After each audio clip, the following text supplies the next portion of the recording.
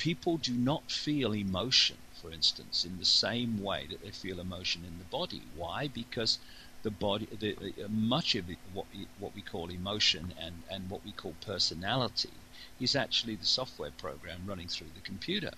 And this is why, because the computer is an electrochemical entity in so many ways, this is why if you get access to certain electromagnetic fields, I mean, we had a lady in Britain a few years ago who went into clinical depression 40 years ago, out of nowhere. And for 40 years she was in and out of institutions.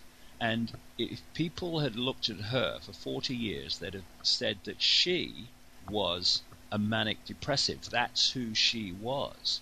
But after 40 years, someone said to her, look, can you remember anything that happened about the time that this all started? And she said, well, the only thing that happened, she said, I can remember, is that I had 19 tooth fillings. Mercury. So that she was advised that maybe she should look at this as a possibility. She had the tooth fillings taken out and replaced with non-mercury substitutes. She went on a mercury detox, and the 40 years of clinical depression disappeared. It was in all the papers here a few years ago. And yet people would have said that who she was a manic depressive, when it was the computer that was manifesting that, because it had been chemically imbalanced and therefore was not processing reality in the way that it normally would. So this is again so important, why we should not get caught in identifying who we are with the body, because it's so much of it is something we've inherited. But consciousness can overcome everything, and it's becoming conscious that is the way to take back control of our reality and our creation of reality. And to do that, we have to move our point of observation, because while we perceive ourselves to be here as physical beings, and that's who we are, that's the level that we're going to perceive reality from. And you've had near-death experience, and many other people who have. And imagine if everybody, while in this physical world, could hold the point of observation as that level they entered when they were in the near-death state. The world would dramatically change, because it's one of the things I talked about at Brixton on Saturday. So many people, and I speak for myself over the years, that I'm clearing myself out of this now, but so many people, most people, they live their life, and they have their lives completely cluttered and emotionally upset and imbalanced by things that don't matter. Don't matter. Oh, she said this to me and I'm outraged. Well, there's a solution to that. What? Don't be. It's a choice. Just because someone says something about you don't like, there's a choice there. You can be upset by it, have your life imbalanced by it, have your harmony and your sense of well-being destroyed by it, or you can just let it go through and say it doesn't matter, at which case it doesn't affect you. And these are choices that we need to understand that we can make, because we can. And if you look at the way the shadow people structure society, you can watch it on the news every night. They're giving you reason after reason after reason to feel fearful, to feel impotent and without power, to feel worried about the future, to feel guilty about things that you are and you think or you feel, or the rest of it. And it's constantly bombarding us with clutter, the vast majority of which doesn't matter at all. And if the clutter gets in the way of clarity, and if we remove the clutter, we can get closer to clarity. And I must say, I can talk about myself here, because I'm not sitting cross-legged on a mountain saying, here I am, up here and you're down there. I've been through and I'm going through all of this stuff. And what I do is I communicate what I find as I go through it. And I can say for myself that as I have cleared my mind of irrelevant clutter, the clarity has just emerged dramatically in the wake of that. That's such a huge thing. It's having no attachments.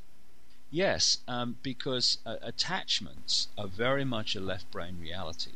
It doesn't mean you don't care. It doesn't mean you don't have compassion. Indeed, you have more. It doesn't mean that you are without emotion. It's that you're without low vibrational emotion, the guilts, the fears, the hatreds, and all the rest of it, which are all sub emotions of fear. They all kind of come from that in the end.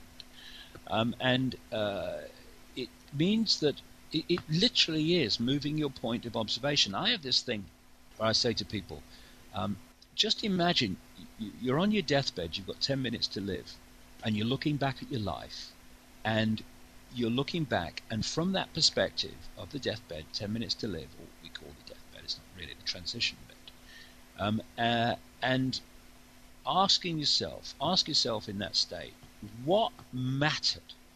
Look back about all the things that wound you up, that got you unhappy and stressed and all the rest of it, that destroyed your sense of peacefulness and harmony and joy. How many of them actually mattered as you lie there now? And it will be virtually nil. And the trick is then to take that point of observation and move it into everyday life long before you're lying on that bed. And then you can transform your life in the living of it instead of in the hindsight of it, which is what most people end up doing. And moving your point of observation into that near-death state of knowing that this is just an experience, of knowing that you are all that is connected to all that is, to know that this is just an experience and this, it's not who we are. Hold that while in embodiment, and that's when you become in this world but not of it, and that's when you see this world from a completely different standpoint, and all the things that are pulling people in and holding them in the headlights of an oncoming left brain no longer do that. Once you move your point of observation, you say, I am infinite consciousness having an experience. I am not the experience. Having the ability to be objective, and that's what that does. It gives you the ability to be objective, where you don't have all the different attachments to your emotional states or to the fear-based mongering that you're bombarded with on a daily basis. Yeah, and what exactly, and what I would say also comes from that. It's another thing that I emphasize in my talks and my books.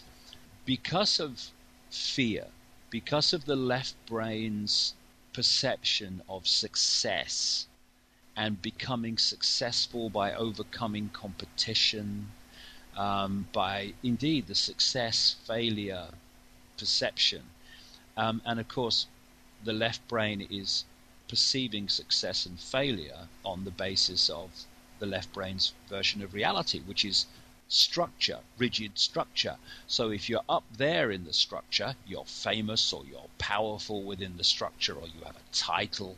The left brain's very impressed with that. That's its level of success. Whereas the right brain, it's saying success, well, what is success? It's just a word, it's just a process. But if you want my version of success, it's being happy. It's being fulfilled. It's being joyful. That's my version of success. It's having fun.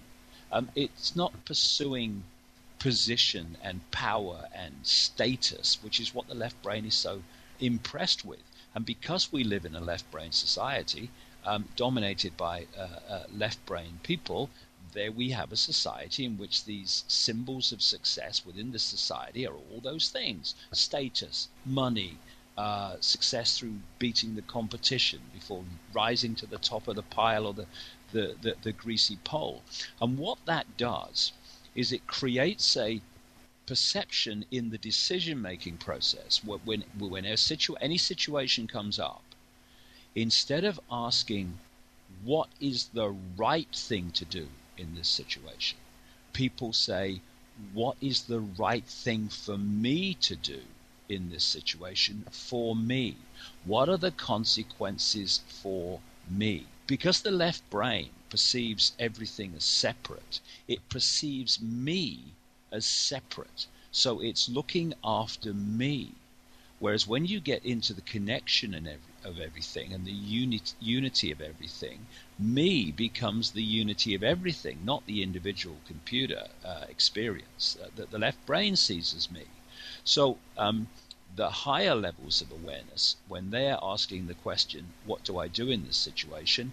It is, what do I do that is right, that is just, that is fair to the big me, the big I, rather than the little me, which is saying, what are the consequences of me of doing this? And if you look at society and you look at all the decisions that people are making, minute by minute, day by day, all over the world, invariably, there's not always, there are many, many honorable exceptions, but invariably, particularly in the Western world of business and competition, and increasingly that, of course, being exported around the world to what was not perceived to be the Western world before.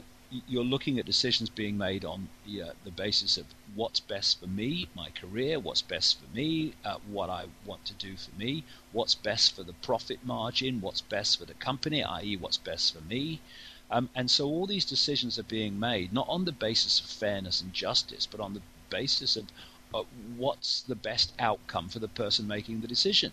And that's why we have the society that we do, George. That's why we have people starving in a world of plenty.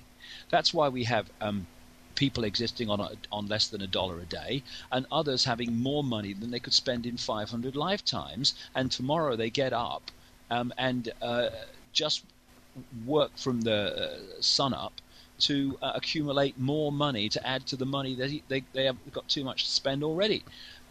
It's because of this perception of competition, of success, of power, of status, and of me. Whereas when you move to another level of awareness and you move your point of observation to the point where you're looking into this world rather than looking out from it, then you are then able to see that everything's connected, and you start to make decisions based on